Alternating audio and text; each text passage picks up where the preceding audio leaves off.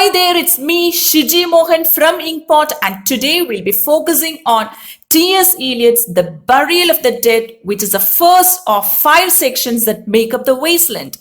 But before we begin, I just want to extend a massive heartfelt thank you to all of you as we hit 1,000 subscribers. Thank you so much for the incredible support you have shown. Keep encouraging, and yes, stay tuned to Inkpot for more videos. Now it's time to take a quick look at what happens in the burial of the dead. The poem begins with a description of seasons with a declaration that April is the cruelest month. Then Eliot makes reference to a few locations in Germany. The poem then shifts to a specific childhood memory, and we find that the speaker is Mary, who is the cousin of an archduke. And as we go, we get to know that the speaker is not Mary anymore, but someone else. And the second stanza, the tone and the narrator change. Even the location changes to a stony desert where there is no hope. The land is sterile and barren and nothing grows. And suddenly, Eliot switches to German, and then comes the memories of a hyacinth girl. And again, an abrupt shift. Now we are introduced to yet another character, Madame Sosostris, who is the tarot card reader, and she starts off by reading the tarot card out to the narrator, and he calls him a Phoenician sailor and warns him that his death will be by drowning. Now in the final stanza, we have an image of an unreal city, which is of course London, and the narrator finds himself on the London Bridge, surrounded by a crowd of people. And he recognizes someone in the crowd, and that is his old friend Stetson, who was with him in the Punic Wars.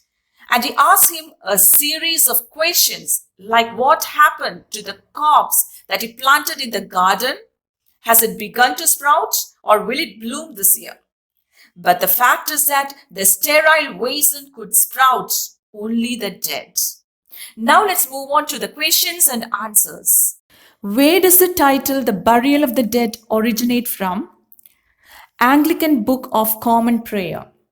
And The Burial of the Dead is the first section of T.S. Eliot's The Waste Land, and its title is taken from a line in the Anglican burial service.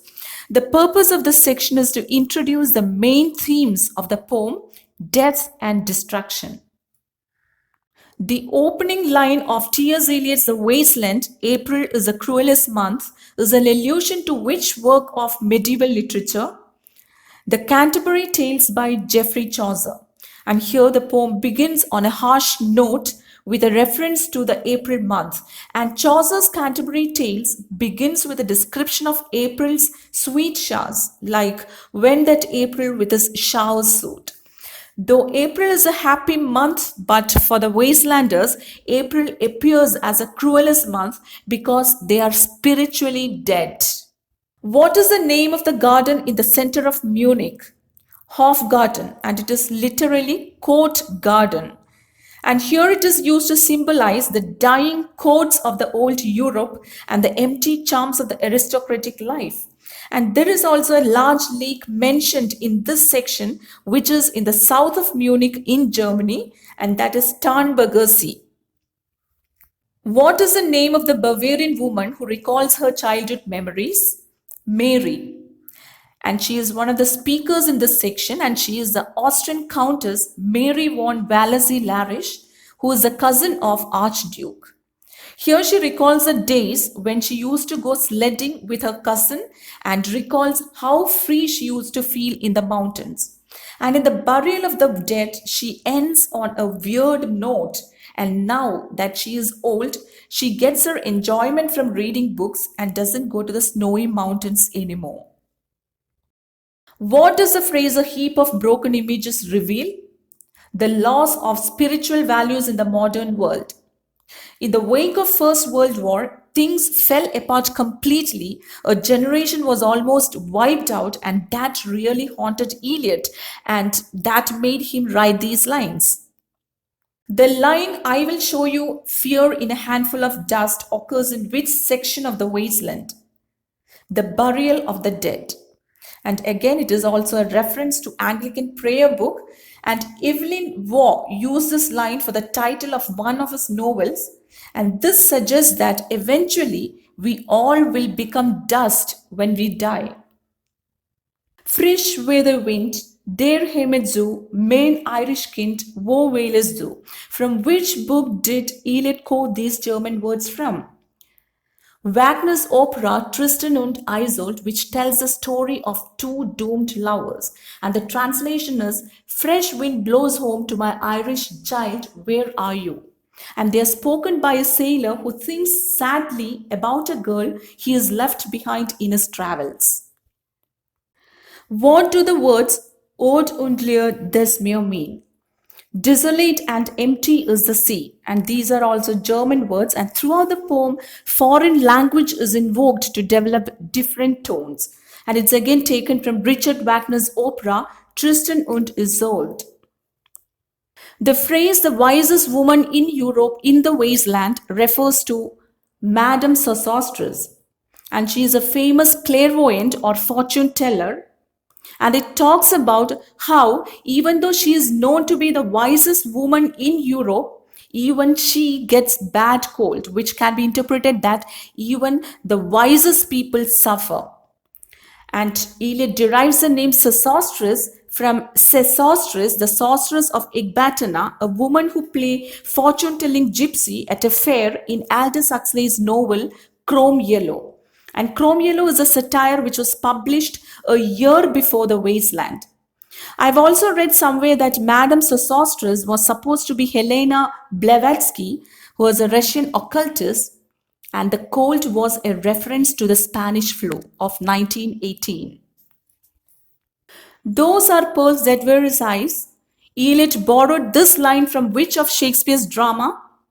The Tempest, and it's taken from Act 1, Scene 2 of Shakespeare's The Tempest, in which Ariel sings to Ferdinand, and it describes how a person lying at the bottom of the sea for a long time has had his eyeballs turn into pearls.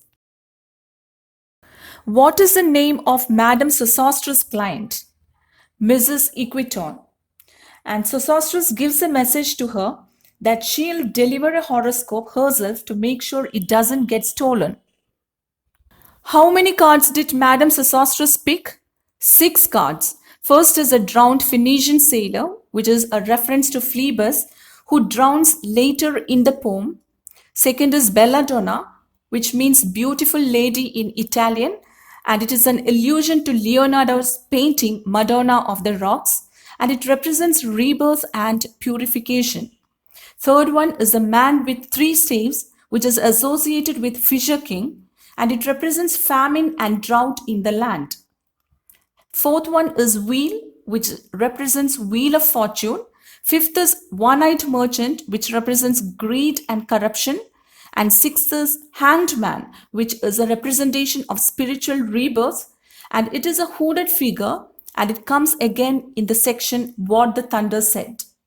Eliot has borrowed the term unreal city from The 7 Old Men or Les Sept Vieillards, and it is a poem written by Charles Baudelaire, the 19th century French poet. And Baudelaire calls Paris the unreal city, and Eliot calls London the unreal city.